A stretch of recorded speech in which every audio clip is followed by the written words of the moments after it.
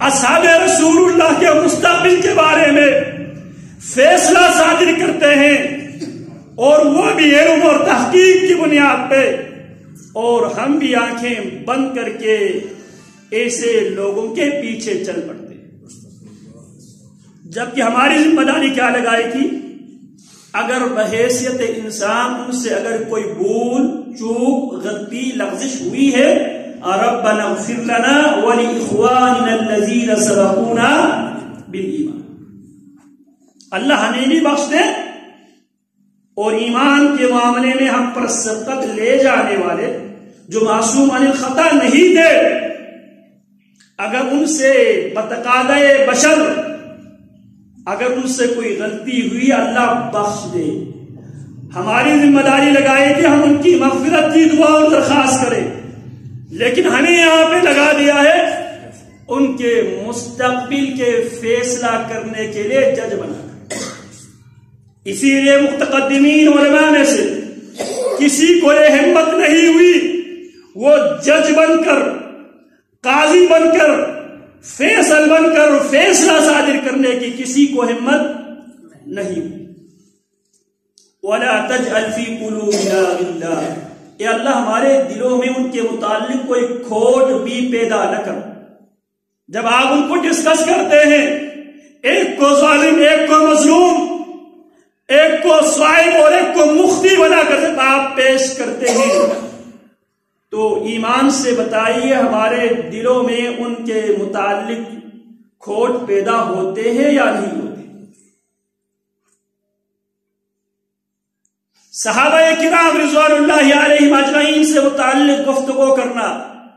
ان کے آپس میں جو مشاجرات ہوئے بتقاضۂ بشر ہونے کے ناطے، کیونکہ یہ ہمارا عقیدہ ہے، ہم علی الاعلان کہتے ہیں الکمال للہ والعصمت للانبیاء، کامل صرف میرے رب کی ذات ہے، معصوم عن الخطا صرف اور صرف انبیاء کی ذات ہے، انبیاء کے علاوہ باقیوں سے غلطی بھی ہو سکتی ہے، باقیوں سے درستگی بھی ہو سکتی ہے۔ اسی لیے امام مالک، امام دار الہجرہ مالک بن انس رحمہ اللہ مسجد نبوی میں درس حدیث ارشاد فرمایا کرتے تھے اور اپنے شاگردوں کی ذہن سازی کرتے ہوئے ان سے یہ فرمایا کرتے تھے کل دنیا میں جتنے بھی افراد ہیں یؤخذ بقولہ ویرد، اس کے بعد قابل قبول بھی ہے اور قابل مردود بھی ہے، الا صاحب هذا القبر، سوائے رسول اللہ صلی اللہ علیہ وسلم کی ذات گرامی کے علاوہ دنیا میں ہر شخص کی بات قابل قبول بھی ہے اور قابل مردود بھی ہے۔ ہم معصوم عن الخطا صرف اور صرف انبیاء علیہم السلام کی ذات گرامی کو ہم مانتے ہیں، تو لہذا اگر اصحاب رسول اللہ انسان ہونے کے ناطے اگر ان سے کوئی لغزش، کوئی خطا، کوئی کوتاہی، کوئی سستی، کوئی غفلت سرزد ہوئی ہے، ہمیں حکم یہ دیا تھا ہم ان کی مغفرت کی دعا کریں، ان پر جج بن کر فیصلہ صادر نہ کریں۔ وَلَا تَجْعَلْ فِي قُلُوبِنَا غِلًّا، اے اللہ ہمارے دلوں میں کھوٹ بھی پیدا نہ کر ان کے متعلق، اِنَّكَ رَءُوفٌ رَحِيمٌ، ربنا اے ہمارے رب، اِنَّكَ رَءُوفٌ رَحِيمٌ، بے شک تو بے حد شفقت کرنے والا اور نہایت رحم کرنے والا ہے۔ وہ رحمان اور رحیم سے کثرت کے ساتھ یہ دعا کر لیجئے، اور یہ قرآنی دعاؤں میں سے بہترین دعا ہے، ربنا اغفر لنا ولاخواننا الذين سبقونا بالایمان ولا تجعل في قلوبنا غلا للذين آمنوا ربنا انك رؤوف رحیم۔ قرآنی دعاؤں میں سے بہترین دعا ہے، اور رسول اللہ صلی اللہ علیہ وسلم نے اسی حکم پر عمل کرتے ہوئے ہماری نماز ہے، نماز کے اندر اسی آیت پر عمل کرتے ہوئے نماز کے اندر اس دعا کو تشہد کا حصہ قرار دیا، التحیات للہ والصلوات والطیبات السلام علیک ایھا النبی ورحمۃ اللہ وبرکاتہ السلام علینا وعلی عباد اللہ الصالحین۔ اللہ ہمیں بھی تیری سلامتی کی ضرورت ہے، اللہ جتنے بھی تیرے نیک بندے دنیا سے جا چکے ہیں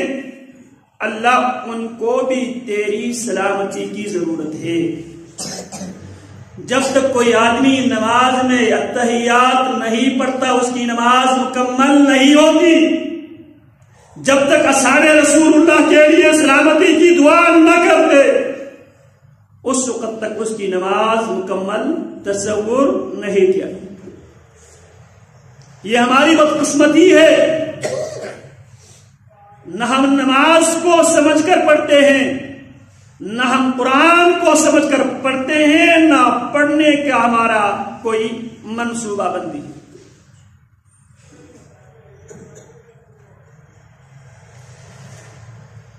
تو ان شخصیات میں سے سب سے پہلی شخصیت جس کو ہمیشہ سے حضرات صحابہ کرام کے دشمن ٹیسٹ کے طور پر سب سے پہلے جس شخصیت کو نشانہ بناتے ہیں وہ شخصیت سیدنا امیر المؤمنین خال المسلمین کاتب وحی فاتح قبرص سیدنا معاویہ بن ابی سفیان رضی اللہ تعالی عنہ کی شخصیت ہے۔ یاد رکھو